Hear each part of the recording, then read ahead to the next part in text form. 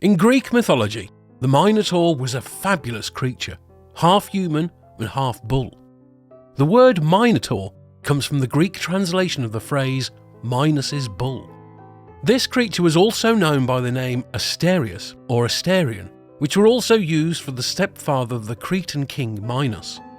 Legends tell us that before becoming king, Minos asked the god Poseidon for a sign to assure him that he, and not his brother, was the rightful heir to the Cretan throne. Other sources say that he boasted that the gods wanted to make him king.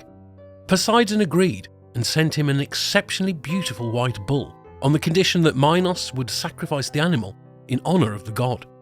Minos was so amazed and captivated by the bull's beauty that he decided to keep it and sacrificed another bull instead, hoping that the god would not notice. Seeing this act of defiance, Poseidon became angry and, to seek revenge on Minos, caused his wife Pasiphae to lose her mind and fall in love with the bull. Pasiphae sought the help of Daedalus, who constructed a wooden cow covered in hide and hollow inside. The queen entered this contraption, and through her union with the white bull, the Minotaur was born. The Minotaur had a human body with the head and tail of a bull. Pasiphae nursed and cared for him while he was an infant, but as he grew, he became ferocious. Following the advice received from the Oracle of Delphi, Minos commanded Daedalus, a famous engineer, to build a gigantic labyrinth to keep the monster captive. The labyrinth was located beneath Minos' palace in Knossos. Here I will draw a brief parallel to another famous myth from Greek mythology, the story of Daedalus and his son Icarus, which is closely linked to our main story. After Daedalus constructed the intricate labyrinth for King Minos, he became aware of its secrets and vulnerabilities. Fearing that Daedalus would reveal the labyrinth's layout to others, King Minos decided to imprison him and his son Icarus within its walls to ensure their silence. But Daedalus, a resourceful man, crafted wax wings for himself and his son, allowing them to fly. However, Icarus, intoxicated by flight and overcome by youthful exuberance and a sense of invincibility, disregarded his father's warning and soared ever higher towards the sun. The wax holding his wings together began to melt, causing the feathers to loosen and fall apart. Tragically, Icarus fell into the sea and drowned, unable to escape the consequences of his recklessness. Devastated by the loss of his son, Daedalus mourned, but eventually continued his journey to safety.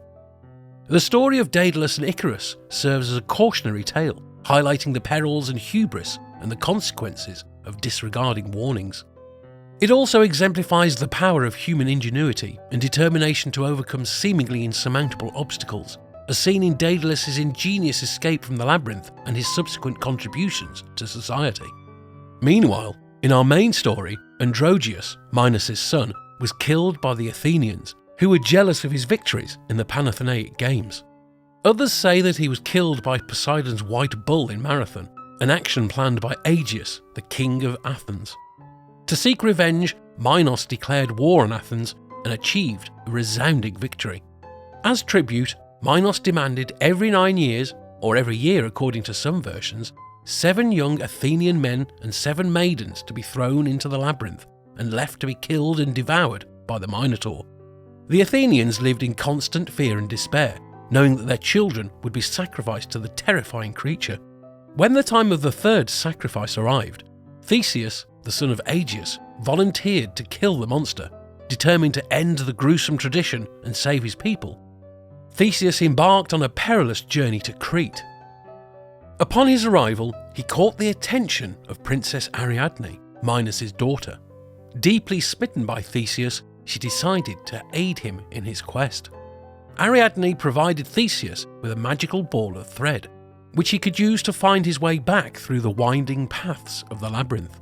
She advised him to unravel the thread as he ventured deeper into the maze, so that he could retrace his steps and escape after defeating the Minotaur. With Ariadne's help, Theseus entered the labyrinth and followed its twisting passages until he reached the heart of the maze. There, he encountered the fearsome Minotaur, a monstrous creature hungry for human flesh. Theseus fought valiantly, using his strength and wit to outmaneuver the beast. Finally, he delivered a fatal blow, slaying the Minotaur and ending its reign of terror. Using the thread as a guide, Theseus retraced his steps making his way back through the labyrinthine corridors until he emerged victorious, carrying the proof of his triumph. Upon his return to Athens, he sailed back with the surviving Athenian youths and maidens, bringing news of his victory and the end of the sacrificial tributes.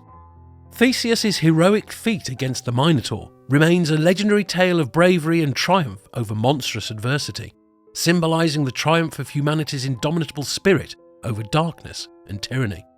I hope you've learned more about the Minotaur, of how it came into existence and how it was eventually defeated.